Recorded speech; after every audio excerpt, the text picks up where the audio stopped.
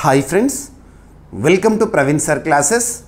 మొదటిసారి మన యూట్యూబ్ ఛానల్ని చూస్తున్న ప్రతి ఒక్క అభ్యర్థి ఇప్పుడే మన ఛానల్ని సబ్స్క్రైబ్ చేయండి. ఈ వీడియో కనుక నచ్చినట్లయితే లైక్ చేయండి. మీ ఫ్రెండ్స్ అందరికీ పోటీ పరీక్షలకు ప్రిపేర్ అవుతున్న ప్రతి ఒక్క ఆస్పిరెంట్కి ఈ వీడియో లింక్ని షేర్ చేయండి. ఇక ఈరోజు సెప్టెంబర్ 23, 2025 వార్తలు నిలిచిన జాతీయ, అంతర్జాతీయ, రాష్ట్రీయ అంశాల గురించి, వార్తలు నిలిచిన వ్యక్తులు, అవార్డులు, పుస్తకాలు, మరి క్రీడా సంబంధిత సమాచారం, ఒక్కొక్క అంశాన్ని వివరంగా తెలుసుకుందాం. అంతకంటే ముందుగా నిన్నటి డైలీ కరెంట్ అఫైర్స్ వీడియోలో అడిగిన ప్రశ్నకి వివరణతో కూడిన సమాధానాన్ని చూద్దాము. సో ఇక్కడ క్వశ్చన్ వచ్చేసి ఒక ప్రతిష్టాత్మక పురస్కారం పైన అడగడం జరిగింది. ఆల్రెడీ మన డైలీ కరెంట్ అఫైర్స్ వీడియోలో సెప్టెంబర్ 21 రోజున ఈ టాపిక్ని ఇన్ డీటెయిల్గా డిస్కస్ చేశాము. సో ప్రశ్నని మరొకసారి చూడండి. 2023 సంవత్సరానికి గాను ప్రతిష్టాత్మక దాదాసాహెబ్ ఫాల్కే పురస్కార గ్రహీతగా ఎంపికైన ప్రముఖ నటుడు ఎవరు? ఈ పురస్కారాన్ని ఏ సంవత్సరంలో ప్రారంభించడం జరిగింది? మరి మొట్టమొదటి పురస్కార గ్రహీతగా చరిత్రలో నిలిచిన వ్యక్తి పేరేంటి? రానున్న ఏ పోటీ పరీక్ష అయినా, ఏ స్థాయి పోటీ పరీక్ష అయినా ఈ టాపిక్ నుండి కనుక క్వశ్చన్ వచ్చినట్లయితే ఈ పాయింట్స్ పైనే అడుగుతారు. ఓకేనా? సో ఇక్కడ అబ్జర్వ్ చేస్తే 2023 సంవత్సరానికి గాను ప్రతిష్టాత్మక దాదాసాహెబ్ ఫాల్కే పురస్కార గ్రహీతగా ఎంపికైన ప్రముఖ నటుడు ఎవరంటే ప్రముఖ మలయాళ నటుడు లాల్ కుట్టన్గా చాలామంది ముద్దుగా పిలిచే ఒక వ్యక్తి మోహన్ లాల్. సో పేరు గుర్తుంచుకోండి, మోహన్ లాల్. ఓకేనా? సో ఏ సంవత్సరానికి గాను అంట, ఇవి గుర్తుపెట్టుకోవాలి కీవర్డ్స్. 2023 సంవత్సరానికి గాను 2025 సెప్టెంబర్ మంత్లో అనౌన్స్మెంట్తో వార్తల్లోకి వచ్చాడు. 2025 సెప్టెంబర్ లాస్ట్ 2 days బ్యాకే అనౌన్స్మెంట్తో ఈ టాపిక్ వార్తల్లోకి వచ్చింది. కానీ తనకు ఏ సంవత్సరానికి గాను ఈ ప్రతిష్టాత్మక పురస్కారానికి ఎంపిక చేయడం జరిగింది? 2023 ఇయర్కి గాను గుర్తుపెట్టుకోండి. ఓకేనా? మనం అంతకుముందు అబ్జర్వ్ చేస్తే 2022 సంవత్సరానికి గాను ప్రముఖ నటుడు మిథున్ చక్రవర్తి గారు దాదాసాహెబ్ ఫాల్కే పురస్కార గ్రహీతగా చూసాము. ఇక ఆ తర్వాత సిరీస్లో కనుక చూస్తే 2023 ఇయర్కి గాను మోహన్ లాల్ గారు. మరి ఈ ప్రతిష్టాత్మక పురస్కారాన్ని ఏ రంగంలో ఇస్తారు? చలనచిత్ర రంగంలో ఇస్తారు. చలనచిత్ర రంగంలో ప్రతిష్టాత్మక అత్యున్నత పురస్కారం ఏది మన భారతదేశంలో అంటే దాదాసాహెబ్ ఫాల్కే పురస్కారం. గుర్తుంచుకోండి. మరి ఈ పురస్కారాన్ని ఏ సంవత్సరంలో ప్రారంభించారు? Year of institution. ఏదైనా ఒక పురస్కారం గురించి మనం నేర్చుకునేటప్పుడు, పోటీ పరీక్షల కోణంలో గుర్తుపెట్టుకునేటప్పుడు ఆ పురస్కారాన్ని ఏ సంవత్సరంలో ప్రారంభించడం జరిగింది, ఆ ఇయర్ అనేది ఇంపార్టెంట్. సో 1969 ఇయర్లో ఈ పురస్కారాన్ని ప్రారంభించడం జరిగింది. భారత ప్రభుత్వము రీసెంట్గా ministry of information and broadcasting వారు అఫీషియల్గా మోహన్ లాల్ గారి పేరుని అనౌన్స్ చేశారు. ఇకపోతే చరిత్ర ఎప్పుడు కూడా మొదటి వ్యక్తులను గుర్తుపెట్టుకుంటుంది. చరిత్రలో ఎప్పుడు చూడండి మీరు మొట్టమొదటి అనే పదాలతో చాలామంది వ్యక్తులను మనం చూస్తూ ఉంటాము. మరి భారతదేశ చలనచిత్ర రంగంలో ఇచ్చే ప్రతిష్టాత్మక పురస్కారమైన దాదాసాహెబ్ ఫాల్కే పురస్కార గ్రహీత మొట్టమొదటి వ్యక్తి ఎవరు అంటే దేవికా రాణి గారు. గుర్తుపెట్టుకోండి, దేవికా రాణి గారు పేరు ఇంపార్టెంట్. ఓకేనా? మరి ఈ పురస్కార గ్రహీతకి యాక్చువల్ ప్రైజ్ మనీ వచ్చేసి 10 lakh rupees. కాకపోతే 2024 ఇయర్లో ప్రైజ్ మనీని పెంచడం జరిగింది. 10 లక్షల రూపాయల నుండి 15 లక్షల రూపాయలకు పెంచారు. మీరు అబ్జర్వ్ చేస్తే ఈరోజు ఎంత డేట్? సెప్టెంబర్ 23 కదా. సో న్యూఢిల్లీలో, మన దేశ రాజధాని న్యూఢిల్లీలో ఈ పురస్కార ప్రధానోత్సవ వేడుక అనేది జరిగింది. 71వ నేషనల్ ఫిల్మ్ అవార్డ్స్ అనేవి మనం చూస్తున్నాము. అందులో భారత ప్రథమ పౌరులు, దేశంలోనే అత్యున్నత పదవిలో ఉన్న రాష్ట్రపతి ద్రౌపది ముర్ము గారి చేతుల మీదుగా లాల్ కుట్టన్, మోహన్ లాల్ గారు ఈ ప్రతిష్టాత్మక పురస్కారాన్ని స్వీకరించడం జరిగింది. సరిపోతుంది. ఓకేనా? ఎగ్జామినేషన్ పాయింట్ ఆఫ్ వ్యూలో పురస్కారాల పైన చాలా వరకు ఇంపార్టెన్స్ అనేది పెరుగుతోంది. ప్రపంచ ప్రతిష్టాత్మక పురస్కారం ఏంటి? నోబెల్ పురస్కారము. ఇక నెక్స్ట్ మంత్ జస్ట్ విదిన్ 15 daysలోనే మనం నోబెల్ పురస్కారం గురించి చూస్తాము. దాదాపు 1 week అనౌన్స్మెంట్స్ అనేవి వార్తల్లోకి వస్తూనే ఉంటాయి. అక్టోబర్ 1st weekలో మనం చూస్తాము. ఇటీవల మనము ఆగస్టు 31 రోజున ఆసియా ఖండానికి సంబంధించి ఏషియాస్ నోబెల్గా పిలువబడే రామన్ మెగసెసే పురస్కారం గురించి డిస్కస్ చేశాము. అలా భారతదేశానికి సంబంధించి రంగాల వారీగా ఇచ్చే ప్రతిష్టాత్మక పురస్కారాలు ఏవైతే ఉంటాయో వాటిపైన ప్రత్యేక శ్రద్ధను చూపండి. చలనచిత్ర రంగం అంటేనే దాదాసాహెబ్ ఫాల్కే. క్రీడా రంగం అనుకోండి, మేజర్ ధ్యాన్ చంద్ గారి పేరిట మేజర్ ధ్యాన్ చంద్ ఖేల్ రత్న పురస్కారాన్ని చూస్తాము. ఇక పౌరులకు ఇచ్చేది లేదా దేశంలోనే అత్యున్నత పురస్కారం ఏది అంటే భారతరత్న. సైనిక రంగంలో ఇచ్చే ప్రతిష్టాత్మక అత్యున్నత పురస్కారం ఏదంటే పరమవీర చక్ర. ఇకపోతే విపత్తు నిర్వహణ విషయంలో సంస్థలకు కానీ వ్యక్తులకి కానీ ఎవ్రీ ఇయర్ జనవరి 23 రోజున అనౌన్స్మెంట్ అనేది మనం చూస్తాం మినిస్ట్రీ ఆఫ్ హోమ్ అఫైర్స్ నుండి. ఏంటి? ఆపద ప్రబంధన్ పురస్కార్ నేతాజీ సుభాష్ చంద్రబోస్ గారి జయంతి రోజున. ఇటువంటివి ఖచ్చితంగా చూడండి. ఎగ్జామినేషన్ పాయింట్ ఆఫ్ వ్యూలో అవార్డ్స్ అండ్ హానర్స్ అనే సెగ్మెంట్కి ఇంపార్టెన్స్ అనేది పెరుగుతూ వస్తుంది. ఓకేనా? సో ఈ విధంగా ప్రిపేర్ అవ్వండి. ఏ టాపిక్ అయినా కూడా మీకు ప్రతి టాపిక్ని ఇన్ డీటెయిల్గా డిస్కస్ చేస్తున్నాను. సో ఇక్కడ 2023 సంవత్సరానికే, కానీ అనౌన్స్మెంట్ మాత్రం ఇప్పుడు వార్తల్లోకి వచ్చింది, గుర్తుపెట్టుకోండి. ఓకేనా? ఎనఫ్. సో మీకు ఎలాగో టాపిక్ని ఎక్స్ప్లెయిన్ చేసిన తర్వాత స్క్రిప్ట్ చూపిస్తున్నాను.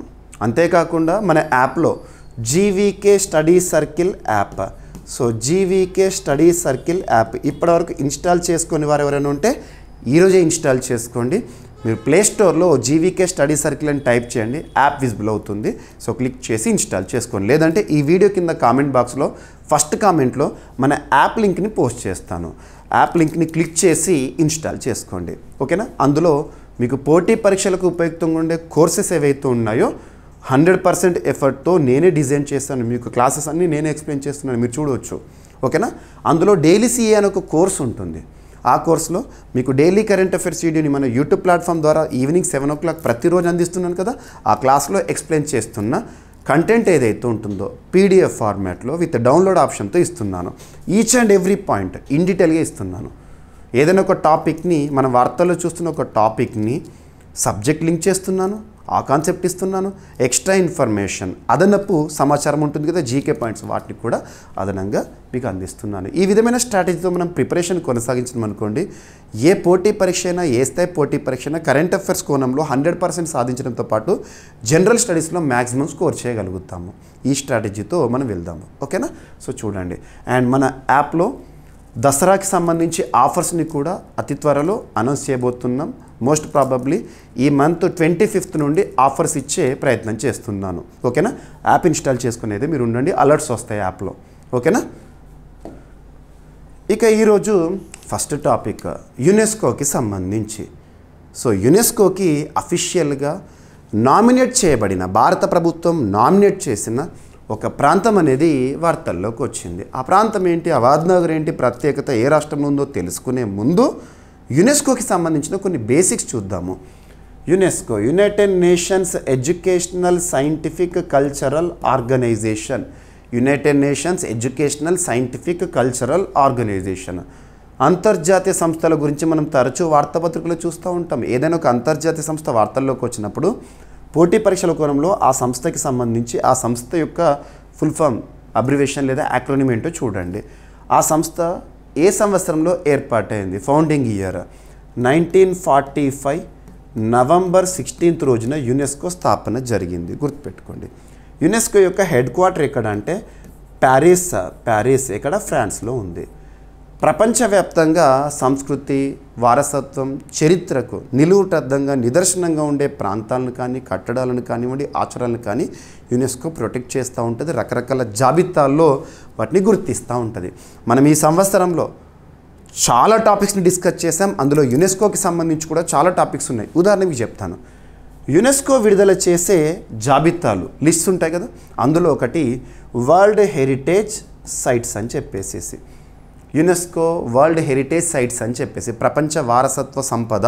మరి భారతదేశంలో వరల్డ్ హెరిటేజ్ సైట్స్గా యునెస్కో వచ్చే ఇప్పటివరకు ఎన్ని గుర్తింపు పొందినాయి? 44 గుర్తింపు పొందినాయి. రీసెంట్గా లాస్ట్ 1.5-2 months బ్యాక్ మనం 44th కూడా చూసాము. ఏంటది? మరాఠా మిలిటరీ ల్యాండ్స్కేప్స్ ఉంటాయి కదా, సో వాటిని గుర్తించింది యునెస్కో వరల్డ్ హెరిటేజ్ సైట్స్ లిస్ట్లో. ఇకపోతే యునెస్కో జారీ చేసే లేదా విడుదల చేసి ఇంకొక జాబితా ఉంటుంది, UNESCO creative cities network list. సృజనాత్మకత ఆధారంగా నగరాలను గుర్తిస్తూ ఉంటుంది యునెస్కో ప్రపంచవ్యాప్తంగా. మరి యునెస్కో క్రియేటివ్ సిటీస్ నెట్వర్క్ లిస్టులో భారతదేశం నుండి ఇప్పటి వరకు ఎన్ని నగరాలు చోటు పొందినాయి అంటే 8 నగరాలు చోటు పొందినాయి. 8 నగరాలు. చివరిగా గుర్తింపు పొందిన రెండేవైతే ఉంటాయో గ్వాలియర్, కోజికోడ్, అవి 2023 అక్టోబర్ 31 రోజున గుర్తింపు పొందినాయి. వాటి చేరికతో 8కి చేరింది. రీసెంట్గా ఈ క్రియేటివ్ సిటీస్ నెట్వర్క్ లిస్ట్లో లక్నోని చేర్చండి, ఉత్తరప్రదేశ్లోని లక్నోని చేర్చండి అని అఫీషియల్గా భారత ప్రభుత్వం యునెస్కోకి నామినేషన్ని పంపించింది. చూడాలి, అబ్జర్వేషన్లో ఉంది. ఇకపోతే యునెస్కోకి సంబంధించి ఇంటాంజిబుల్ కల్చరల్ హెరిటేజ్ లిస్ట్ అని చెప్పేసి ఇంకొకటి ఉంటుంది జాబితా. Intangible means that we cannot touch but we can feel.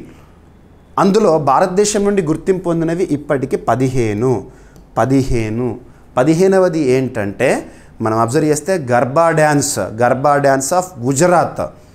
రీసెంట్గా ఈ జాబితాకి సంబంధించి కనుక మనం అబ్జర్వ్ చేస్తే ఛాత్ పూజ బీహార్ రాష్ట్రానికి సంబంధించి ఛాత్ పూజని అఫీషియల్గా ఈ ఇంటాంజిబుల్ కల్చరల్ హెరిటేజ్ లిస్ట్లో గుర్తించడానికి ప్రయత్నాలు జరుగుతున్నాయి. అఫీషియల్గా నామినేషన్ పంపాలి అని చెప్పేసి ఆ టాపిక్ని మనం డిస్కస్ చేసాము. ఇక ఎవ్రీ ఇయర్ కూడా ఏప్రిల్ 18ని వరల్డ్ హెరిటేజ్ డేగా జరుపుకుంటాము. ఒక అంతర్జాతీయ ప్రాముఖ్యత ఉన్న దినోత్సవం, ప్రపంచ వారసత్వ దినోత్సవం యునెస్కో సెలబ్రేట్ చేస్తుంది.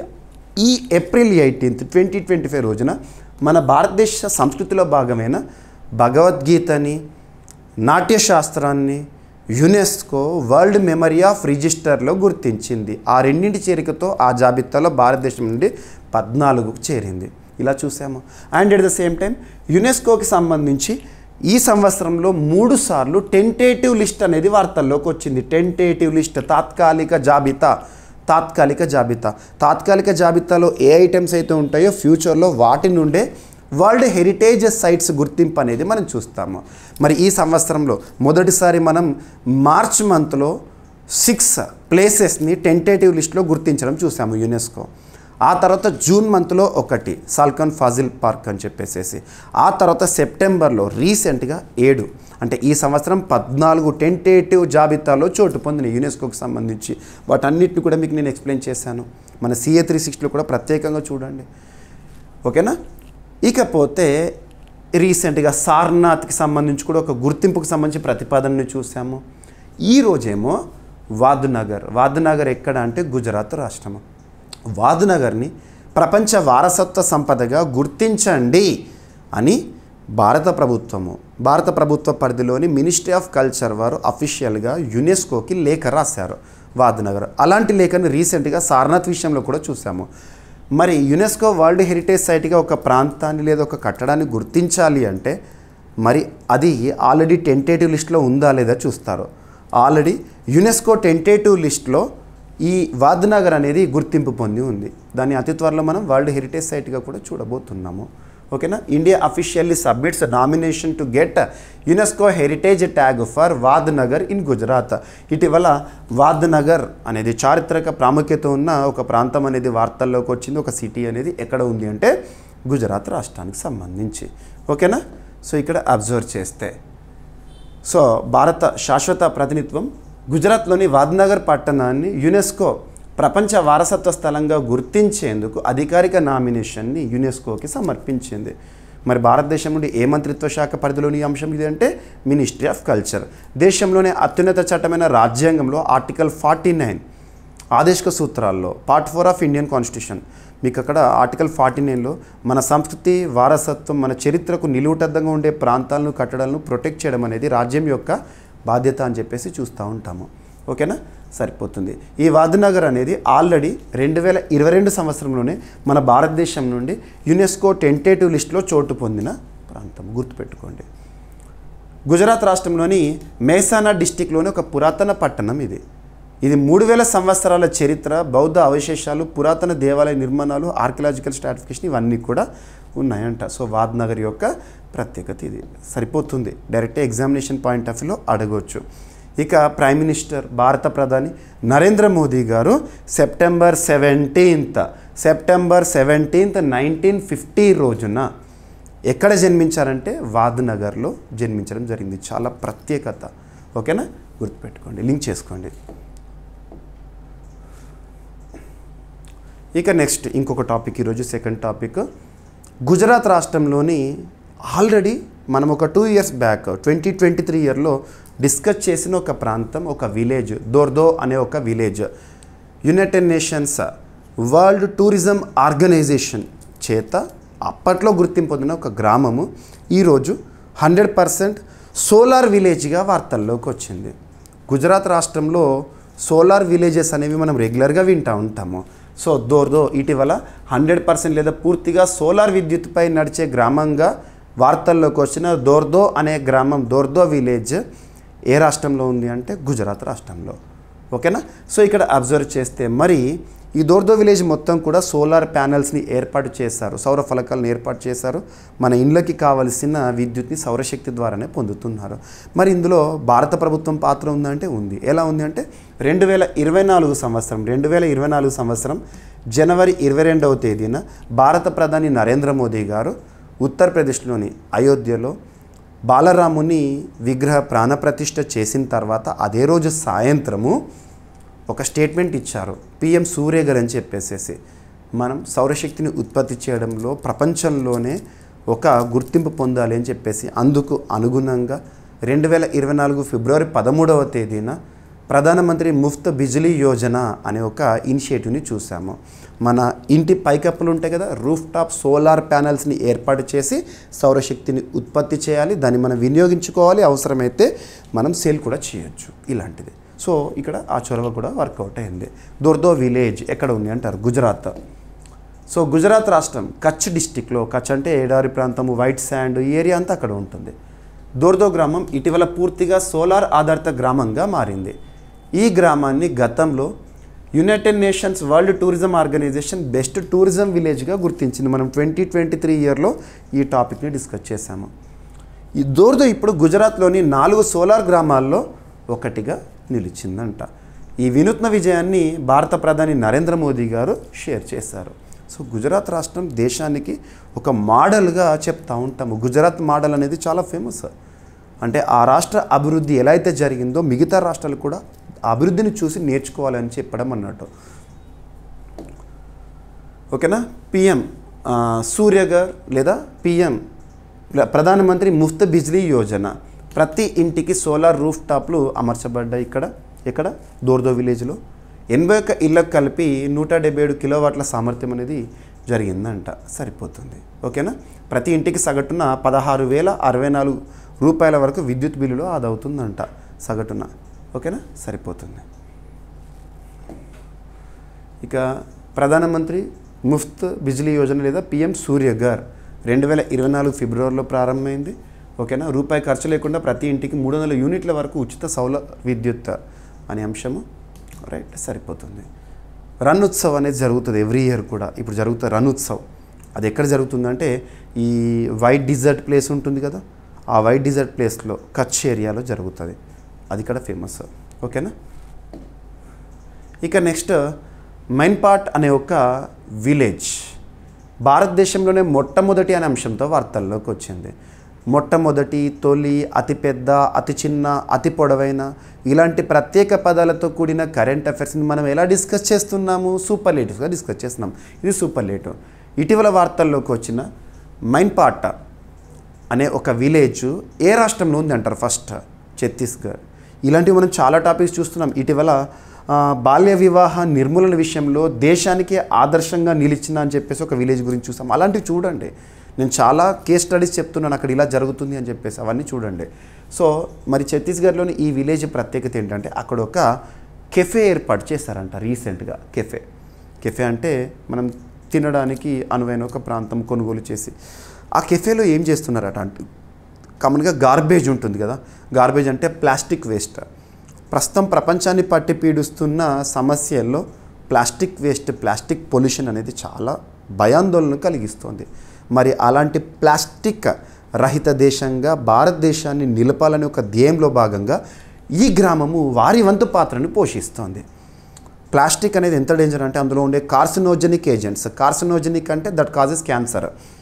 ఇప్పుడు ఈ గ్రామంలో ఈ కెఫే వాళ్ళు ఏం చేస్తున్నారంటే, ఉదాహరణకి మనం ఏదైనా కెఫేకి, హోటల్కి లేదా రెస్టారెంట్కి వెళ్ళినప్పుడు తినేసేసి బిల్లు కడతాము, డబ్బుల రూపంలో చెల్లిస్తాము. కానీ ఇక్కడ డబ్బులు తీసుకోవట్లేరు. మరి ఏం చేస్తున్నారు?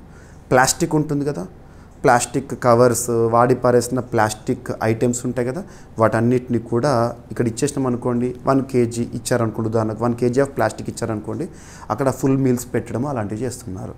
మరి ఈ ప్లాస్టిక్ని వీళ్ళు ఏం చేస్తారు అంటే, వీళ్ళు ఒక్క దగ్గర మొత్తం వాటిని అంతా మొబిలైజ్ చేసేసేసి దాన్ని ప్రాసెసింగ్కి పంపడం కానివ్వండి, లేదా గవర్నమెంట్ ద్వారా వాటిని రీసైకిల్ చేయడం కానీ ఇటువంటివి చేసే అవకాశాలు ఉంటాయి. మొత్తానికైతే ఆ గ్రామంలో ఉండే ప్లాస్టిక్ మొత్తాన్ని కూడా ఈ ప్రాంతానికి సేకరించాలి ఈ కెఫేలో. అలా వార్తల్లోకి వచ్చింది. సో మైన్పాట్లో తొలి గ్రామీణ చెత్త కేఫ్ అనేది ప్రారంభం, గార్బేజ్ కేఫ్. దేశంలోనే మొట్టమొదటిసారి ఇలాంటిది. ఛత్తీస్గఢ్లో ప్రస్తుతం బీజేపీ అధికారంలో ఉంది. సర్గుజా అనే ఒక జిల్లాలో మైన్పాట్ గ్రామంలో దేశంలోని తొలి గ్రామీణ గార్బేజ్ కేఫ్ ప్రారంభమైంది. ఈ కేఫ్లో నగదు బదులుగా వినియోగదారులు ప్లాస్టిక్ ఇస్తే వారికి ఆహారం అందుతుందంట. అది ఇంపార్టెన్స్ ఇక్కడ. గ్రామీణ ప్రాంతాల్లో ప్లాస్టిక్ వాడకాన్ని తగ్గించడము, తగలబెట్టే లేదా తక్కువ ధరకు వ్యర్థంగా పారేసే ప్లాస్టిక్ని వినియోగంలోకి తీర్చడం, ఇటువంటివి అక్కడ ప్రత్యేకత. రైట్. సో మైన్పాట్ ప్రాధాన్యత. మైన్పాట్ ఛత్తీస్గఢ్లో ప్రముఖ పర్యాటక కేంద్రంగా గుర్తింపు పొందింది. దీనిని మినీ టిబెట్ అని కూడా పిలుస్తారు. టిబెటన్ శరణార్థులు నివసించే ప్రాంతం అటు ఇది అక్కడ. ఓకేనా, సరిపోతుంది. రైట్. గార్బేజ్ కేఫ్ కాన్సెప్ట్ అనేది ఇండియాలో అర్బన్ సిటీ ప్రాంతంలో స్టార్ట్ అయింది గార్బేజ్ కేఫ్ అనేది. కానీ ఇప్పుడు గ్రామీణ ప్రాంతం మొట్టమొదటిది. సో 2019లో ఛత్తీస్గఢ్లో అంబికాపూర్ అనే ఒక సిటీలో దేశంలోనే మొట్టమొదటి గార్బేజ్ కేఫ్, సేమ్ ఇలాంటి కాన్సెప్టే సిటీలో ప్రారంభమైంది, ఇప్పుడు గ్రామంలో ప్రారంభమైంది. సరిపోతుంది. ఓకేనా. ఇక స్వచ్ఛ భారత్ అభియాన్ 2014 అక్టోబర్ 2 నుండి మనం చూస్తున్నాం ఇవన్నీ కూడా. ఇక నెక్స్ట్ రక్షణ రంగానికి సంబంధించి మనం ఇటీవల కాలంలో చాలా అంశాలని వార్తల్లో చూస్తున్నాం. రక్షణ రంగానికి సంబంధించి మనం ఒకవేళ టాపిక్స్ని సెగ్రిగేట్ చేయాలంటే 6 సెగ్మెంట్స్ వస్తాయి. 1 వార్తలు నిలుస్తున్న విన్యాసాలు, 2 రక్షణ రంగ దిగుమతులు, అంటే మన రక్షణ రంగ అవసరాలు తీర్చుకోవడంలో భాగంగా ఏ దేశం నుండి వేటిని దిగుమతి చేసుకుంటున్నాము, డిఫెన్స్ ఇంపోర్ట్స్ అంటాం. 3 రక్షణ రంగానికి సంబంధించి విడుదలవుతున్న నివేదికలు అంతర్జాతీయ స్థాయిలో, ఉదాహరణకు SIPRI report, global fire power index ఇలాంటివి. నెక్స్ట్ వచ్చేసి మన భారతదేశంలో రక్షణ రంగ అవసరాలు దృష్టిలో ఉంచుకొని డిఫెన్స్ అక్విజిషన్ కౌన్సిల్ ఇటీవల వేటికి ఆమోదముద్ర వేసింది. నెక్స్ట్ 5th వచ్చేసి రక్షణ రంగానికి సంబంధించి జరుగుతున్న ఒప్పందాలు, ఏ సంస్థలకు ఏ ఉద్దేశంలో భాగంగా ఒప్పందాలు జరుగుతున్నాయి. ఇక 6th సెగ్మెంట్ వచ్చేసి రక్షణ రంగానికి సంబంధించి పూర్తి స్వదేశీ పరిజ్ఞానంతో తయారవుతున్న ఆయుధ సంపత్తి. ఇటువంటి ఆయుధ సంపత్తి ఏదైనా కావచ్చు, తుపాకులే కావచ్చు, ఫైటర్ జెట్సే కావచ్చు, షిప్లే కానివ్వండి, మిసైల్సే కానివ్వండి, వాట్ ఎవర్ ఇట్ ఈస్, అలా చూడాలి. ఇక్కడ రీసెంట్గా మనం అబ్జర్వ్ చేస్తే April 22 పహల్గామ్ దాడి చూసాం కదా, ఉగ్రఘాతుకం. సో ఉగ్రవాదులు జమ్మూ కాశ్మీర్లోని అనంతనాగ్ జిల్లాలో పహల్గామ్, బైసరన్ వ్యాలీ ఉంటుంది, మినీ స్విట్జర్లాండ్ అంటాం, అక్కడ తీవ్రవాదులు, టెర్రరిస్టులు టూరిస్టులని, పర్యాటకులను కాల్చి చంపారు.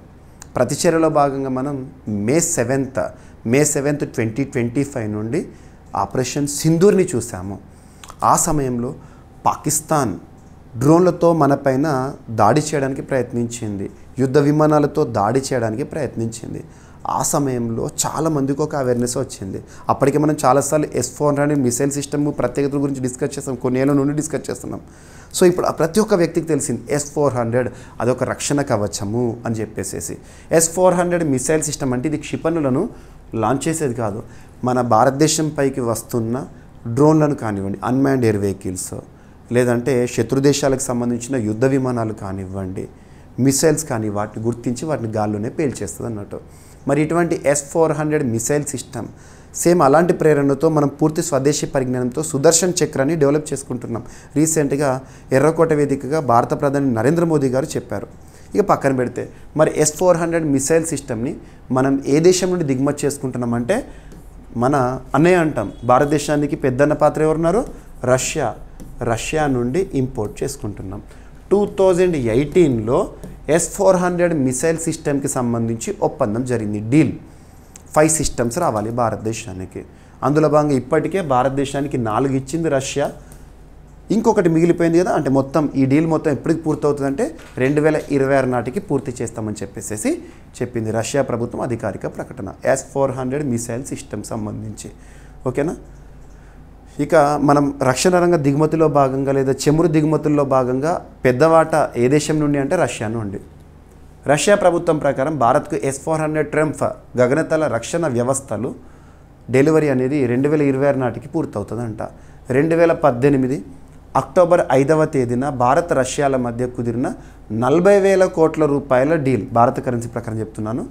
ఆ ఒప్పందం ప్రకారము S-400 మిసైల్ సిస్టమ్ మొత్తం 5 యూనిట్లు భారతదేశానికి రష్యా అందజేయాలి.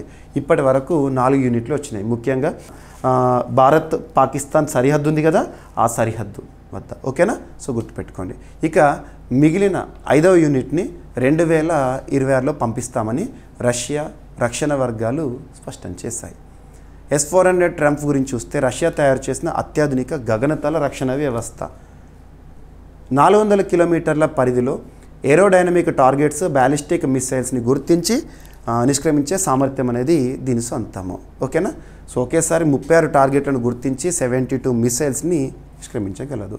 ఇది S-400 సంబంధించి. అప్పట్లో S-400ని మనం ఇంపోర్ట్ చేసుకుంటామన్నప్పుడు అమెరికా బెదిరించింది కూడా 2018 ఆ సమయంలోనే, క్యాట్సా అని చెప్పేసి, Countering America's Adversaries Through Sanctions Act అని చెప్పేసి. సో అవన్నీ ప్రస్తుతానికి అప్రస్తుతం. ఓకేనా. సరిపోతుంది. S-400 మిసైల్ సిస్టమ్ని తయారు చేసే సంస్థ ఏది అంటారు, అల్మాస్ యాంటీ, రష్యాకు సంబంధించిన సంస్థ. ఓకేనా.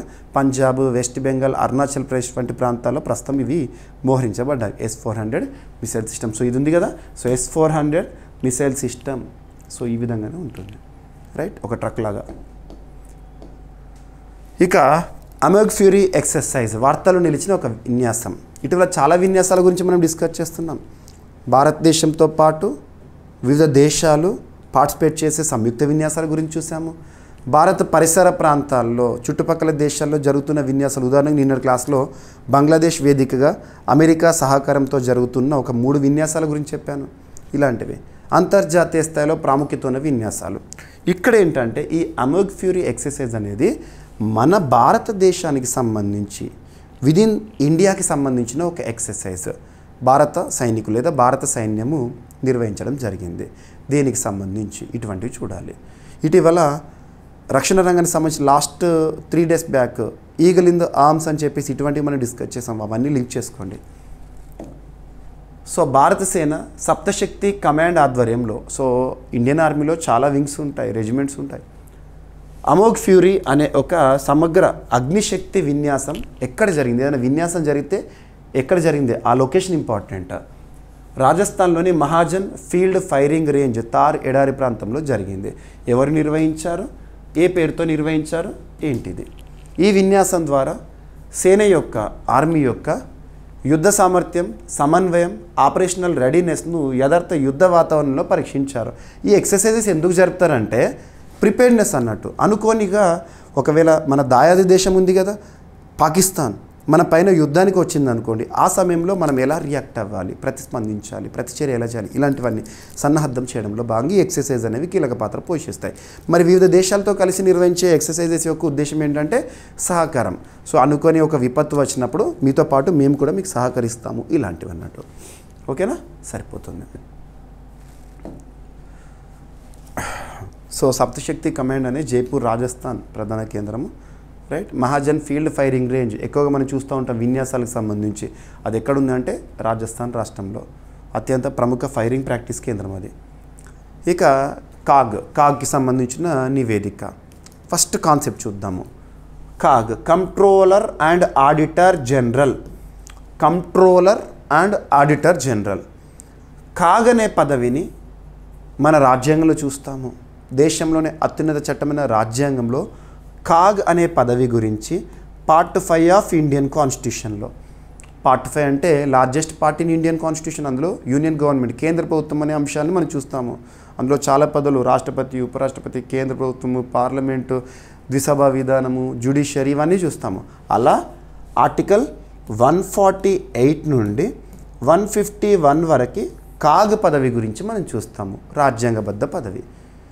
మరి రాజ్యాంగంలో కాగ్ అనే పదవిని చేర్చడానికి మనకు సోర్స్ కాన్స్టిట్యూషన్ ఏదని ఎగ్జామినేషన్లో చాలాసార్లు అడిగారు. బ్రిటన్ కాన్స్టిట్యూషన్ అని మనం స్వీకరించాము, అక్కడ చాలా పవర్ఫుల్. ఇక పోతే కాగ్, ప్రస్తుతం కాగ్గా ఎవరు విధులు నిర్వర్తిస్తున్నారంటే సంజయ్ మూర్తి గారు విధులు నిర్వర్తిస్తున్నారు. మరి కాగ్ భారతదేశంలోని రాష్ట్రాలకు సంబంధించి కానీ కేంద్ర ప్రభుత్వానికి సంబంధించి కానీ ఒక్కరే ఉంటారు. కాగ్ అనే పదం ఒకటే. కామన్గా అటార్నీ జనరల్ తీసుకున్నాం అనుకోండి, ఆర్టికల్ 76 తీసుకున్నాం అనుకోండి, కేంద్ర ప్రభుత్వానికి సంబంధించి కేసుల్లో వాదించడానికి అటార్నీ జనరల్ ఉంటారు. అలా ఒక్కొక్క రాష్ట్ర ప్రభుత్వానికి ఒక్కొక్క అడ్వకేట్ జనరల్ ఉంటారు. కానీ కాగ్ మాత్రం దేశం మొత్తానికి కూడా అన్ని ప్రభుత్వాలకు కూడా ఒకడే ఉంటాడు. కేంద్ర ప్రభుత్వానికి మరియు ఒక్కొక్క రాష్ట్రానికి సంబంధించిన ప్రభుత్వం ఉంది కదా, వాళ్ళకి సంబంధించి కాగ్ ఏం చేస్తారంటే ప్రభుత్వం పెట్టే ఖర్చులు ఇవన్నీ ఉంటాయి కదా, వాటిని ఆడిట్ చేస్తాడు. అలా చేసి నివేదికలను రిలీజ్ చేస్తూ ఉంటాడు, విడుదల చేస్తూ ఉంటారు. కాగ్ని నియమించే అధికారం రాజ్యాంగం ఎవరికి ఇచ్చింది అంటే ఆర్టికల్ 148 ప్రకారం రాష్ట్రపతికి ఇచ్చింది. ఇక పక్కన పెడితే రాష్ట్రాలకు సంబంధించి రీసెంట్గా అధ్యయనం చేసి ఒక రిపోర్ట్ని కాగ్ రిలీజ్ చేశారు. అందులో ఉన్న గణాంకాలు ఏంటో చూస్తే సరిపోతుంది. ఓకేనా? So controller and auditor general 2025లో విడుదల చేసిన స్టేట్ ఫైనాన్సెస్ పబ్లికేషన్ ప్రకారం, సో పేరు చూడండి, స్టేట్ ఫైనాన్సెస్ పబ్లికేషన్ ప్రకారము రాష్ట్రాల ఆర్థిక భారం అనేది గణనీయంగా పెరుగుతుందంట. ఈ నివేదిక భారతదేశంలోని 28 రాష్ట్రాలు, ప్రస్తుతం 28 రాష్ట్రాలనే కదా, 28 రాష్ట్రాల వార్షిక ఖర్చులు, ఆదాయము, రుణభారము, విధానాల ప్రభావాన్ని విశ్లేషిస్తుందంట. ఇక ఈ రిపోర్ట్లో ఏమిచ్చారు, కాగ్ గారు పేర్కొన్న గణాంకాలు ఏంటి? సో జీతాల భారం, శాలరీ బిల్స్ 2013-14 ఆర్థిక సంవత్సరంలో నుంచి 2022-23 వరకు 2.5 రెట్లు పెరిగి 16.6 లక్షల కోట్ల రూపాయలకు చేరింది దేశంలో జీతాలకు సంబంధించి. ఇక ప్రతి రాష్ట్ర ఆదాయ వ్యయాల్లో అత్యధిక వాటా కలిగిన ఖర్చు కమిటెడ్ ఎక్స్పెండిచర్. ఇది జీతాలపైన. కామన్గా మనకు ఎక్స్పెండిచర్ కూడా 2 రకాలుగా ఉంటుంది. క్యాపిటల్ ఎక్స్పెండిచర్, క్యాపెక్స్ అని, రెవెన్యూ ఎక్స్పెండిచర్ అని, ప్రభుత్వం చేసే ఖర్చు.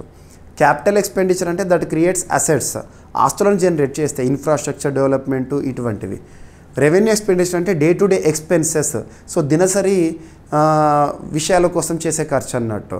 ప్రభుత్వ ఉద్యోగులకు ఇచ్చే జీతాలు కానీ, పెన్షనర్స్కి ఇచ్చే పెన్షన్ ఇవన్నీ కూడా వస్తాయి. ఓకేనా? సో సబ్సిడీలు వచ్చేసేసి 3 రెట్లు పెరిగి 3.09 లక్షల కోట్ల రూపాయలకు చేరిందంట సబ్సిడీస్ దేశంలో అన్ని రాష్ట్రాల్లో.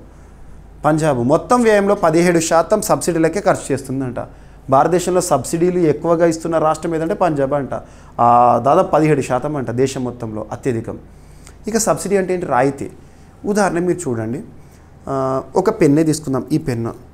ఈ పెన్నును తయారు చేస్తున్న కంపెనీ దీని యొక్క కాస్ట్ని లేదా దీని యొక్క ప్రైస్ని 10 రూపాయలు డిసైడ్ చేస్తుంది. ఇది ఒక షోరూంలో అమ్ముతున్నారు అనుకోండి, దీనికి రాయితీ ప్రభుత్వం 40% ఇస్తుంది అని అనుకోండి. ఈ పెన్ను యొక్క ధర 10 రూపాయలు అనుకోండి. 40% రాయితీ అంటే ఈ 10 రూపాయల్లో 4 రూపాయలు ప్రభుత్వం చెల్లిస్తుంది, మిగతా 6 రూపాయలు మనం చెల్లించాలన్నట్టు. అలా రాయితీ. సబ్సిడీస్, వెహికల్ సబ్సిడీస్ ఇలాంటివి చూస్తూ ఉంటాం కదా, అలా. సో కమిటెడ్ ఎక్స్పెండిచర్, జీతాలు, పెన్షన్, వడ్డీలు రాష్ట్ర ఆదాయ వ్యయంలో సగటున 43.49% అంట. ఇక నాగాల్యాండ్ 74%, కేరళ 60% అత్యధికంగా ఉన్నాయంట వీళ్ళకి. వాస్తవానికి భారతదేశంలో ఓల్డ్ ఏజ్ పీపుల్ ఎక్కువగా కేరళలో కనబడుతూ ఉంటారు. ప్రభుత్వ రుణభారం, పబ్లిక్ డెట్ 3.4 రెట్లు లేదా 3.4 టైమ్స్ పెరిగి 59.6 లక్షల కోట్ల రూపాయలకు చేరింది. ఇది మొత్తం రాష్ట్ర జిఎస్డిపిలో సగటున 23%.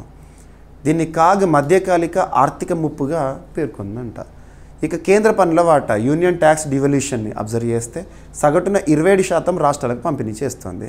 ఉత్తరప్రదేశ్, బీహార్, మధ్యప్రదేశ్, వెస్ట్ బెంగాల్, మహారాష్ట్ర కలిపి మొత్తం పంపిణీలో 50% పొందుతున్నాయంట.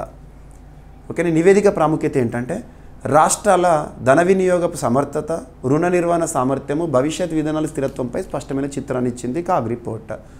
వ్యయ నియంత్రణ లేకుండా పునరావృత ఖర్చులు పెరగడం, కట్టుబడి ఉన్న ఖర్చులు ఆదాయాన్ని అధిగమించడం వంటి అంశాలపై హెచ్చరికల్ని ఇచ్చింది. ఇక కాగ్ పదవి గురించి ఆర్టికల్ 148 నుండి 151 వరకు ఉంటుంది. 148 ప్రకారం కాగ్ని నియమించే అధికారం రాష్ట్రపతికి ఉంటుంది. 151 ప్రకారం కాగ్ ప్రిపేర్ చేసే రిపోర్ట్స్ని రాష్ట్రపతి గారికి సమర్పిస్తారు. ఇటువంటివి. ఓకేనా? ఇక నెక్స్ట్ కుర్మి సామాజిక వర్గాన్ని ఎస్టీలుగా గుర్తించండి అని చెప్పేసి ఉద్యమ బాట పట్టారు ఆ వర్గం యొక్క ప్రజలు. సో ఒక వర్గాన్ని ఎస్టీగా లిస్ట్ చేయాలి అంటే మనం కొన్ని ఆర్టికల్స్ చూద్దాము. ట్రైబ్ అంటే తెగ అంటాం.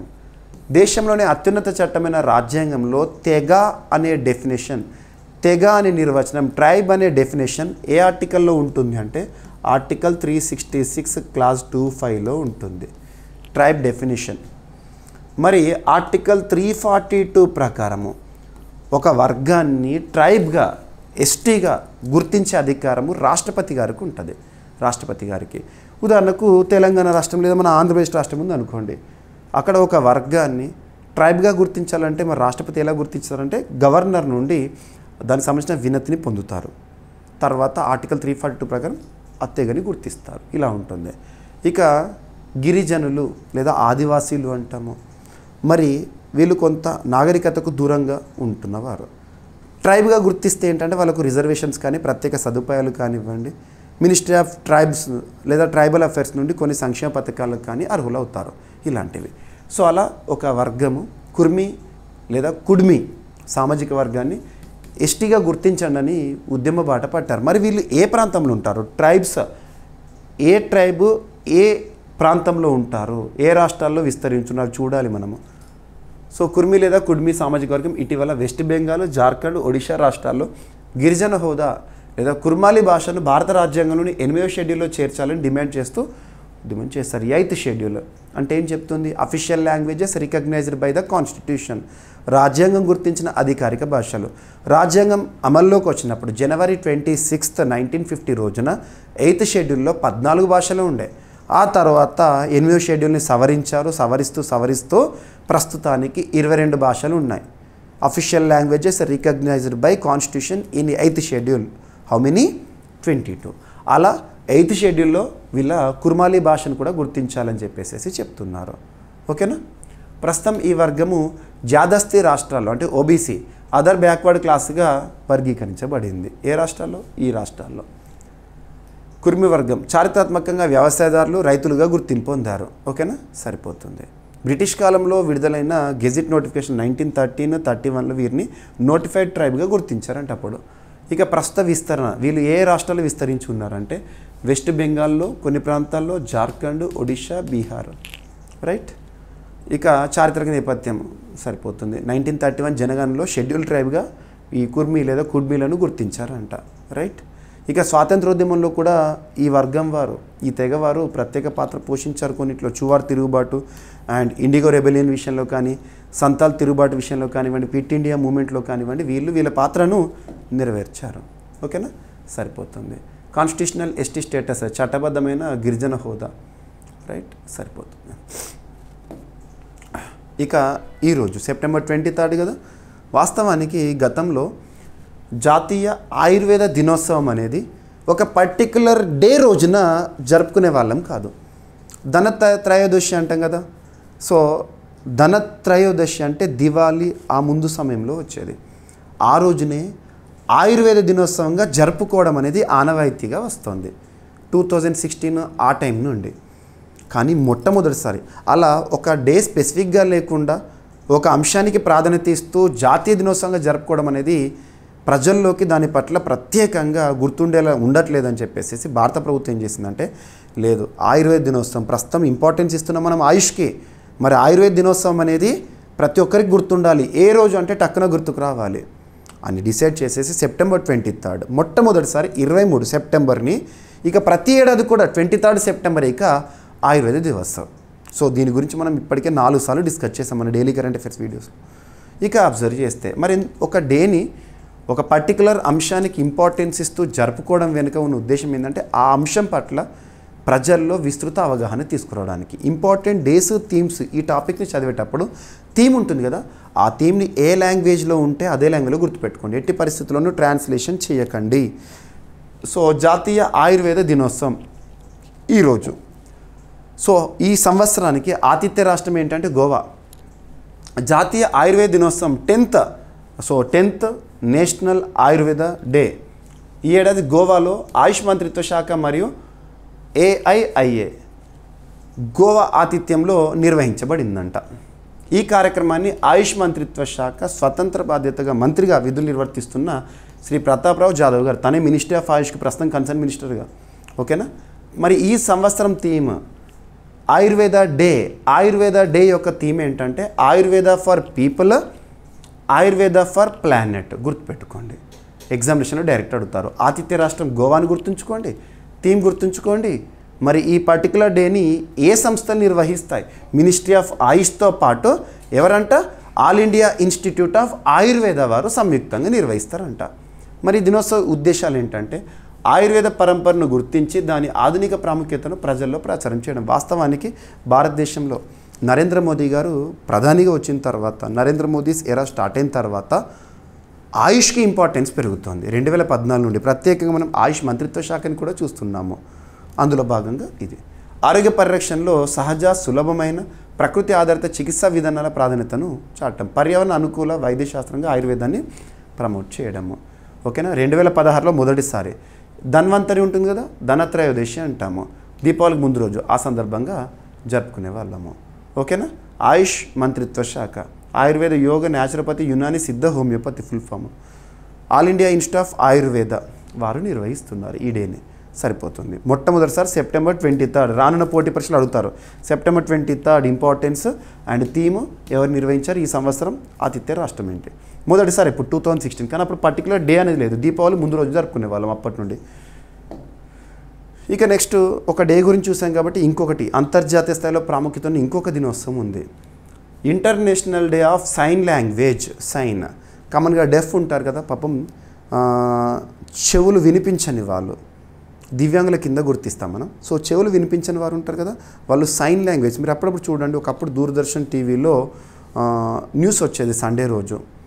ఒకరు సైన్ చేస్తూ ఉంటారు, ఏదైనా మాట్లాడాలనుకుంటే వాళ్ళ మాట లేదా వినిపించదు కాబట్టి వాళ్ళు సైన్ చేస్తారు. సైన్ లాంగ్వేజ్కి ఇంపార్టెన్స్ కూడా ఇటీవల చూస్తున్నాం చాలా వరకు. సో అలా సైన్ లాంగ్వేజ్ పట్ల అవగాహన కల్పించడంలో భాగంగా ప్రత్యేకంగా ఈ డేని మనం జరుపుకుంటాము. ఈ సంవత్సరం థీమ్ ఏంటి అని అడుగుతారు. ఓకేనా. సో ఇక్కడ భారత ప్రభుత్వము, మరి భారతదేశంలో అయితే భారత ప్రభుత్వము ministry of social Justice and empowerment పరిధిలో దివ్యాంగులకు సంబంధించి పథకాలు కానీ పాలసీస్ని కానీ మనం చూస్తున్నామంటే ఏ మంత్రిత్వ శాఖ నుండి అంటే Ministry of social Justice and Empowerment ఉండే. ఓకేనా. వారు Indian Sign Language Research and Training Centre సహకారంతో, సో మంత్రిత్వ శాఖ మరియు ఒక సంస్థ సెప్టెంబర్ 23న సైన్ లాంగ్వేజ్ డేని ఘనంగా నిర్వహించారు ఈరోజు దేశవ్యాప్తంగా కూడా. ఈ వేడుకలు doctor BR Ambedkar international centre Janpath న్యూఢిల్లీలో జరిగినాయంట. ఓకేనా. సైన్ లాంగ్వేజ్ డే ప్రాముఖ్యత సెప్టెంబర్ 23 తేదీని అంతర్జాతీయ సైన్ లాంగ్వేజ్ డేగా ఐక్యరాజ్య సమితి general assembly, united nation general assembly 2018లో ప్రకటించింది. అప్పటి నుండి మనం జరుపుకుంటున్నాం. మరి భారతదేశంలో ఈ ఇంపార్టెన్స్ ఉన్న డేని ప్రజల అవగాహన తీసుకురావడానికి మంత్రిత్వ శాఖ ఏ సంస్థ నిర్వహిస్తుంది? సరిపోతుంది. ఓకేనా. డెఫ్ వ్యక్తుల మానవ హక్కుల గుర్తింపు కోసము. రైట్. సో ఈ సంవత్సరం theme no human rights without sign language rights అని చెప్పేసి థీమ్. సో థీమ్ని ఎట్టి పరిస్థితుల్లోనూ ట్రాన్స్లేషన్ చేయకండి. రైట్. ఇక Indian Sign Language Research and Training Centre అనేది 2015 ఇయర్లో ఏర్పాటైంది.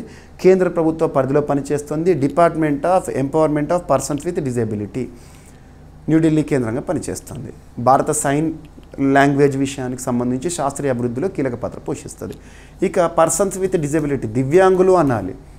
దివ్యాంగులు, వికలాంగులు, అదుటివారు అనకూడదు, గుర్తుపెట్టుకోండి. దివ్యాంగులు, దివ్యాంగులకు సంబంధించి మనం ఏదైనా పాలసీని కానీ పథకాన్ని కానీ దాదాపు ఆర్టికల్ 41లో భాగంగా మనం చూస్తాం ఆదేశిక సూత్రాల్లో. And at the same time ministry of social justice concern మినిస్ట్రీగా చూస్తాము. And at the same time 1995లో persons with disability, equal opportunities, protection of rights, full participation act 1995 చట్టం. ఆ తర్వాత కొత్త చట్టం 2016లో వచ్చింది దివ్యాంగులకు సంబంధించి. వీటన్నిటి లింక్ చేసుకోండి. ఇక నెక్స్ట్ జాగ్రఫీకి సంబంధించి కాంటెంపరీ ఇష్యూ. ఇటీవల చాలా వరకు కొన్ని తుఫాన్లను మనం చూస్తున్నాం, సైక్లోన్స్ని చూస్తున్నాము, టైఫోన్స్ని చూస్తున్నాం, హరికేన్స్ని చూస్తున్నాం, విల్లీస్ని చూస్తున్నాం. పేర్లు వేరు, అర్థం ఒకటే. మీకు చాలా చెప్పాను ఇటీవల కాలంలో. టైఫూన్ కజికి అని చెప్పేసి, మిటాగ్ అని, ఇవన్నీ కూడా డిస్కస్ చేసాం రీసెంట్గా. ఇక్కడ ఫిలిప్పీన్స్ పైన ప్రభావాన్ని చూపిస్తున్న ఒక టైఫూన్ వార్తల్లోకి వచ్చింది. టైఫూన్ అంతకంటే ముందు కాన్సెప్ట్ చూద్దాము. తుఫాన్లను అవి సంభవించే ప్రాంతం ఆధారంగా వివిధ పేర్లతో పిలుస్తాము. ఉదాహరణకి ఇండియన్ ఓషన్ రీజన్ ఉంటుంది కదా, హిందూ మహాసముద్ర ప్రాంతం ఉంటుంది కదా, అక్కడ సంభవించే తుఫాన్లను మనం సైక్లోన్స్ అంటాము. అదే సైక్లోన్స్ కనుక ఒకవేళ వెస్టర్న్ పసిఫిక్ ప్రాంతంలో సంభవించినాయి అనుకోండి, వాటిని టైఫూన్స్ అంటాము. ఉదాహరణకు చైనా ఆ బెల్ట్లో ఉండే దేశాల్లో. ఇక ఆస్ట్రేలియా, న్యూజిలాండ్ ఆ ప్రాంతంలో పరిసర ప్రాంతంలో సంభవించే తుఫాన్లను విల్లీస్ అంటాము.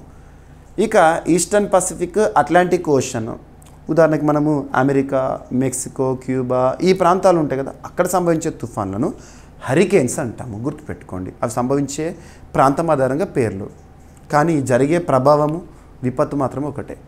సో ఇక్కడ ఫిలిప్పీన్స్పై ప్రభావం చూపిస్తున్న ఒక సూపర్ టైఫూన్ రగసా ఇటీవల ఏ ప్రాంతంలో సంభవించింది అని అడుగుతారు. సో సూపర్ టైఫూన్ రగసా ఫిలిప్పీన్స్ ఉత్తర లుజాన్ ప్రాంతం వైపు గరిష్ట వేగంతో దూసుకొస్తుందంట. సరిపోతుంది. స్థానికంగా నాండో అనే పేరుతో పిలుస్తున్నారు దీన్ని. రైట్. సో టైఫూన్ అంటే ఏంటి, సైక్లోన్ అంటే ఏంటి, హరికేన్ అంటే ఏంటి, విలి అంటే ఏంటి. సో లుజాన్ ప్రాంతంలో కదా ఇప్పుడు ఇది ప్రభావం చూపిస్తుంది. లుజాన్ స్ట్రేట్ జలసంధి ఫిలిప్పీన్స్ తైవాన్ మధ్య ఉన్న సముద్రదారి. స్ట్రేట్ ఇట్ కనెక్ట్స్ 2 సీస్ అంటాము. 2 సముద్రాలను కలిపే ఒక సంధి ప్రాంతాన్ని ఏమంటామంటే జలసంధి అంటాము, స్ట్రేట్. ఓకేనా. చూడండి వార్తలు. ఇప్పుడు ఈ స్ట్రేట్ ఇంపాక్ట్ అవుతుంది ఈ తుఫాను కారణంగా. ఓకేనా. ఇక నెక్స్ట్ వార్తల్లో కనిపిస్తున్న జీవజాతులు కానీ వృక్షజాతులు కానీ మనకు పోటీ పరీక్షల కోణంలో చాలా ఇంపార్టెన్స్ ఉన్న టాపిక్స్. అటువంటి చదువుతున్నప్పుడు వాటి యొక్క సైంటిఫిక్ నేమ్ చూడండి. మీకు ఇలాంటి టాపిక్స్ హిందూ పేపర్లో లాస్ట్ పేజెస్లో కనబడతాయి. అండ్ అభ్యర్థులు గుర్తుపెట్టుకొని మీకు ప్రతిరోజు ఇస్తున్న కంటెంట్ని నేను ఇచ్చే కంటెంట్ మొత్తం కూడా ఎక్కడ తీసుకుంటున్నానంటే official websites, press information bureau, news on air, all India radio మరియు జాతీయ స్థాయిలో ప్రముఖ వార్తాపత్రికలు, రాష్ట్ర స్థాయిలో ప్రముఖ వార్తాపత్రికలు. ఒకవేళ వార్తాపత్రికల్లోని కంటెంట్ని తీసుకుంటే మాత్రము అఫీషియల్గా మళ్ళీ చెక్ చేస్తున్నాను, ఎందుకంటే ఒక్క మిస్టేక్ కూడా ఉండకూడదు. ఆ టాపిక్స్ వార్తాపత్రికలో కనిపిస్తున్న అంశాలు మనకి న్యూస్ మాత్రమే, దాన్ని కరెంట్ అఫైర్స్గా మీకు ఇస్తున్నాను. అంటే సబ్జెక్ట్ లింక్ చేస్తూ దానికి అడిషనల్ పాయింట్స్ని ఇస్తూ. ఓకేనా. ప్రతిరోజు చూడండి, మీకు అన్ని వార్తాపత్రికలు అఫీషియల్ వెబ్సైట్స్ అన్నీ కవర్ అయిపోతాయి, పిఐబి లాంటివి. తమిళనాడులో అరుదైన వలస పక్షి రెడ్ నెక్డ్ ఫెలారోప్ అనేది తొలిసారి దర్శనమిచ్చిందంట.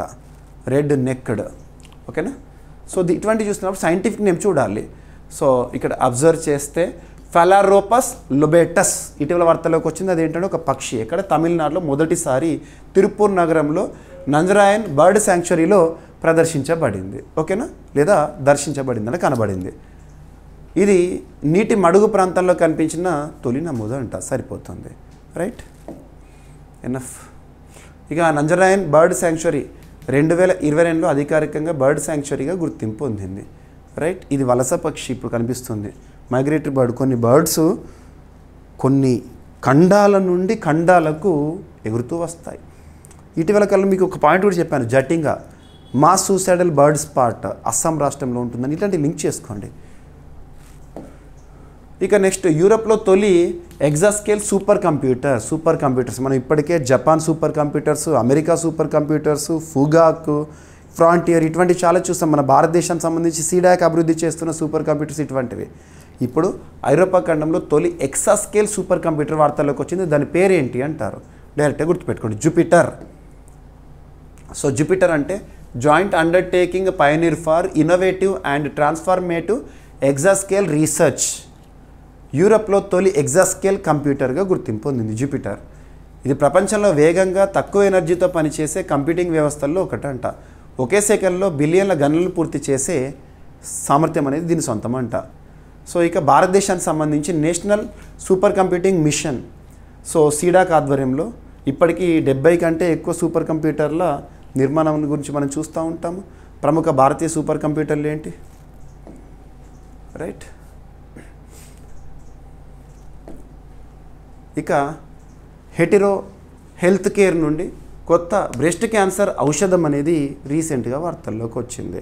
బ్రెస్ట్ క్యాన్సర్ ఔషధం కామన్గా క్యాన్సర్కి ఇచ్చే థెరపీని మనం కీమోథెరపీ అంటాము. సో ఇది ఒక medicine. So Hetero health care మన భారతదేశానికి సంబంధించి కొత్త బ్రెస్ట్ క్యాన్సర్ ఔషధం, దాని పేరు పెర్జియా, రీసెంట్గా తయారు చేయడం జరిగింది. Perjeta. So pertuzumab 420 mg injection. ఓకేనా. అండ్ ఇదేంటంటే active pharmaceutical ingredient, core drug అన్నట్టు అది. So Hetero health care limited హటు పాజిటివ్ బ్రెస్ట్ క్యాన్సర్ చికిత్సకు ఉపయోగించే పెటుజుమాబ్ ఔషధానికి బయోసిమిలర్ అయిన పెర్జియాను మార్కెట్లోకి తీసుకొచ్చింది. సరిపోతుంది. సో ఒక అధునాతన టెక్నాలజీతో దీన్ని తయారు చేశారని చెప్పేసి వార్తాపత్రికలో చూసాము. ఒక ఎక్స్ట్రా ఇన్ఫర్మేషన్ చూడండి, ఎందుకంటే కొన్ని సందర్భాల్లో మన చుట్టూ జరుగుతున్న విషయాలు కూడా తెలియాలి. ఓకేనా, రైట్. ఇక ఇసోబ్యూటనాల్ లేదా ఐసోబ్యూటనాల్ అనేది వార్తల్లోకి వచ్చింది డీజిల్ బ్లెండింగ్కి సంబంధించి. మనము ఇప్పటికే చాలా వరకు చూస్తున్నాం ఈ బ్లెండింగ్ అనే అంశాన్ని. ఇప్పుడు డీజిల్ బ్లెండింగ్ అనేది వార్తల్లోకి వచ్చింది. ఐసోబ్యూటనాల్, దీనికి ఎవరు ఆమోద ముద్ర వేశారు అది చూడాలి. So automotive research association of India ఐసోబ్యూటనాల్ను డీజిల్తో కలిపే ప్రయోగాత్మక ప్రాజెక్ట్ని ప్రారంభించింది. ఇథనాల్ డీజిల్ మిశ్రమం విజయవంతంగా పనిచేయకపోవడంతో ఐసోబ్యూటనాల్ను కొత్త బయోఫ్యూయల్ బ్లెండ్ స్టాక్గా పరిశీలిస్తున్నారు. ఇథనాల్ డీజిల్ మిశ్రమం అనేది పాసిబుల్ అవ్వట్లేదు కాబట్టి ఐసోబ్యూటనాల్ను డీజిల్కి మిశ్రమంగా ఇవ్వడం అనేది రీసెంట్గా పరిశీలిస్తున్నారు. దానికి automotive research association of India వారు ప్రత్యేకంగా ప్రాజెక్ట్ని ప్రారంభించారంట. ఐసోబ్యూటనాల్ అంటే ఏంటంటే ఇది 4 కార్బన్ అణు కలిగిన ఆల్కహాల్, స్పష్టమైన లేదా తేలికగా మండే ద్రవం అంట. ఓకేనా, ఇప్పుడు మనము ఈ ఇంధనాల్లో మిక్సింగ్ అనేది చూస్తున్నాం, బ్లెండింగ్ అనేది, రైట్. సరిపోతుంది. So automotive research association of India Pune కేంద్రంగా పనిచేస్తుంది. దక్షిణాసియాలో అగ్రగామి ఆటోమొబైల్ టెక్నికల్ టెస్టింగ్ రీసెర్చ్ సంస్థ. ఇక చరిత్రకు సంబంధించి కూడా మనం చాలా కాంటెంపరీ అంశాలను డిస్కస్ చేస్తున్నాము. చరిత్ర తవ్వే కొద్దీ బయటికి వస్తుంది. ఇటీవల తమిళనాడు రాష్ట్రంలో సో ఇక్కడ అబ్జర్వ్ చేస్తే అరుదైన పూర్వకల్ప శవాచార ఆధారము హరప్ప కాలానికి సంబంధించి తమిళనాడు తిరువన్నామలై జిల్లా ఖిల్నామండి గ్రామంలో కనుగొనబడిన టెర్రాకోటా సార్కోఫాగస్ శవపాత్ర సార్కోఫాగస్ దాన్ని పరిశీలించిన శాస్త్రవేత్తలు దానికి కార్బన్ డేటింగ్ ప్రకారము క్రీస్తు పూర్వము 1692గా నిర్ధారించారు. ఇది దక్షిణ భారతదేశంలో హరప్పానంతర కాలానికి చెందిన అత్యంత పురాతన శవ పద్ధతి చెందినదిగా చెప్తున్నారు. ఓకేనా, సార్కోఫాగస్ అంటే శవ దహనం కోసము ఉపయోగించే టెర్రాకోటా శవపాత్ర. సో హరప్ప కాలము ఆ తదనంతర పరిస్థితుల్లో ఎలా ఉండేది అని చెప్పడానికి ఈ ఆనవాళ్ళు అనేవి ఈ తవ్వకాలు అనేవి ఉపయుక్తంగా ఉన్నాయంట. సో ఏ ప్రాంతంలో తవ్వకాలు జరిపారు ఏం చెప్తుంది ఇన్ఫర్మేషన్. ఓకేనా, ఎనఫ్. సో ఇప్పటికే బయటపడ్డే గ్రేవ్ గూడ్స్ గుజరాత్ మహారాష్ట్ర ప్రాంతాల నుండి వచ్చిన కార్నెలియన్ బీడ్స్. ఇక రాష్ట్రీయ అంశాలు. అభ్యర్థులు ప్రతిరోజు మన డైలీ కరెంట్ అఫైర్స్ చూడండి వీడియోని. ఏపీకి సంబంధించి తెలంగాణకి సంబంధించి మీకు 100% కంటెంట్ కవర్ అవుతుంది. ఒకరోజు ఏపీకి సంబంధించి టాపిక్స్ ఉండొచ్చు, పోటీ పరీక్షల కోణంలో ఇంపార్టెన్స్తో. ఒకరోజు తెలంగాణకు సంబంధించి ఉండొచ్చు, ఒకసారి 2 రాష్ట్రాలకు సంబంధించి ఉండొచ్చు. అప్పుడప్పుడు పోటీ పరీక్షల కోణంలో ఇంపార్టెన్స్ ఉన్నటువంటి ఏ ఒక్క టాపిక్ కూడా లేకపోవచ్చు వార్తల్లో. సో రోజు చూస్తే అన్ని కవర్ అవుతాయి. మన మిత్ర జనవరి 2025లో ఆంధ్రప్రదేశ్ రాష్ట్ర ప్రభుత్వం ప్రతిష్టాత్మకంగా వాట్సాప్ గవర్నెన్స్ని ప్రారంభించింది. పేరేంటి? మన మిత్ర. ఇప్పుడు కేంద్ర ప్రభుత్వం నుండి ప్రశంసలతో వార్తల్లోకి వచ్చింది. దేశవ్యాప్తంగా ఈ వాట్సాప్ గవర్నెన్స్ని అమలు చేస్తే ఎలా ఉంటుంది అని కూడా ఆలోచిస్తున్నారు. అలా ఇప్పుడు వార్తల్లోకి వచ్చింది. సో మన మిత్ర అనేది వాట్సాప్ ఆధారిత పాలన మోడల్. దీన్ని ఆంధ్రప్రదేశ్ ప్రభుత్వం జనవరి 2025లో ప్రారంభించింది. దేశంలోని తొలి వాట్సాప్ గవర్నెన్స్ అనేది ఆంధ్రప్రదేశ్ సొంతం చేసుకుంది. కేంద్ర ప్రభుత్వం ఇప్పుడు ఈ మన మిత్ర వాట్సాప్ గవర్నెన్స్ని బెస్ట్ ప్రాక్టీస్ మోడల్గా గుర్తించి దేశవ్యాప్తంగా అమలు చేయాలని యోచిస్తుందంట. ఓకేనా, సరిపోతుంది. సో 1 నెంబర్ యాక్సెస్ ఎలా పనిచేస్తుంది అంతా కూడా మీకు తెలుసు. మన మిత్ర అనేది ఓల్డ్ టాపిక్, మనం చాలాసార్లు డిస్కస్ చేసాం డైలీ కరెంట్ అఫైర్స్ వీడియోలో. ఇప్పుడు దాన్ని కేంద్ర ప్రభుత్వము దేశవ్యాప్తంగా అమలు చేస్తే ఎలా ఉంటుందని యోచిస్తుంది. అలా న్యూస్లోకి వచ్చింది. ఇక అవార్డ్స్ అండ్ హానర్స్కి సంబంధించిన ఒక టాపిక్ వార్తల్లోకి వచ్చింది. అంతర్జాతీయ water prize International Water Prize పురస్కార గ్రహీతగా మన భారతదేశం చెందిన పూణేకి చెందిన ఒక శాస్త్రవేత్త వార్తల్లోకి వచ్చారు. సో హిమాంశు కులకర్ణి గారు.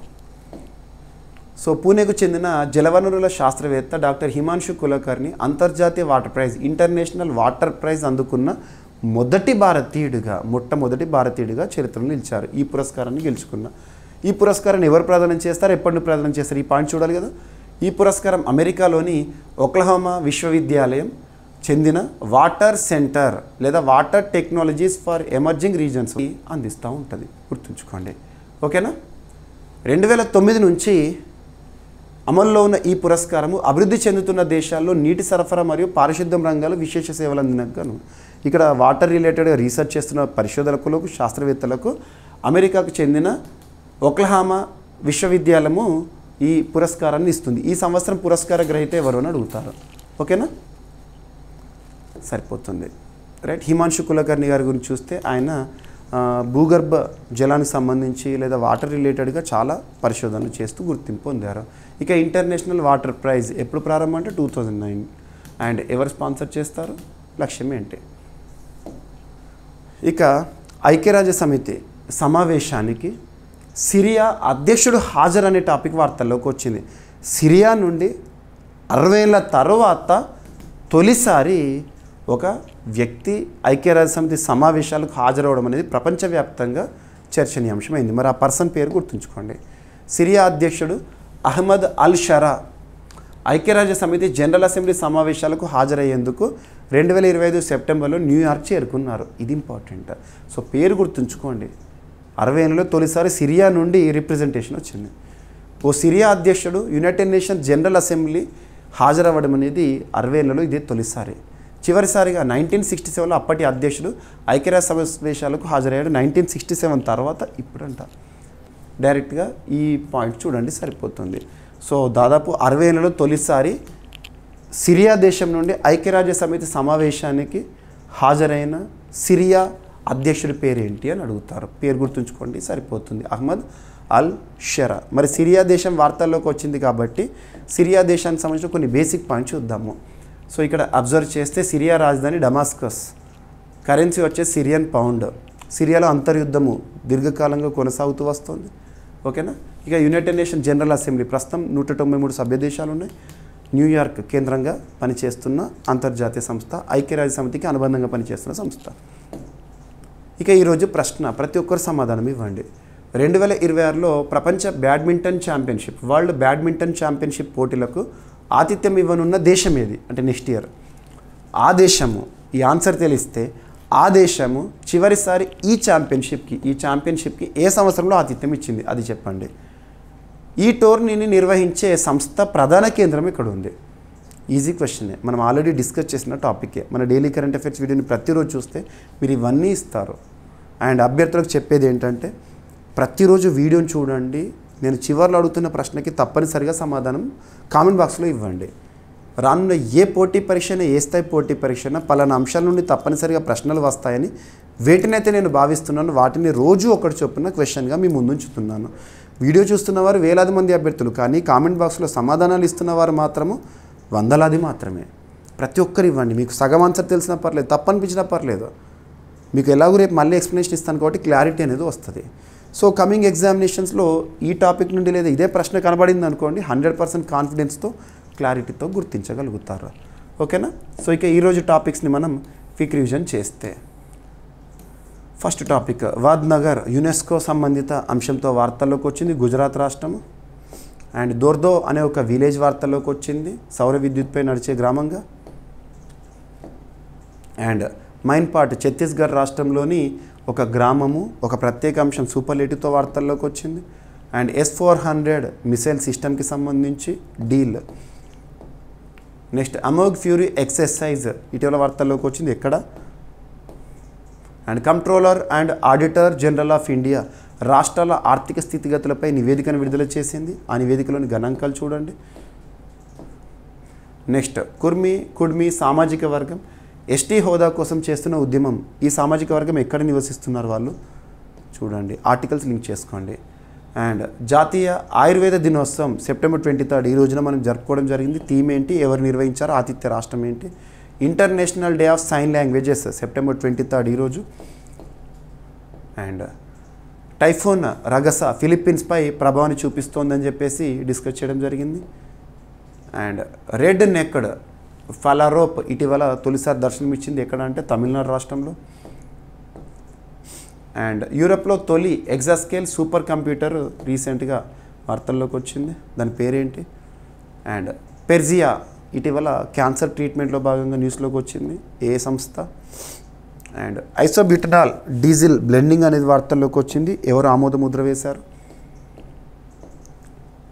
అండ్ హరప్పానంతర కాలానికి చెందిన అరుదైన పూర్వకల్ప శవాచార ఆధారం అనేది రీసెంట్గా తమిళనాడు రాష్ట్రానికి సంబంధించి వార్తల్లోకి వచ్చింది.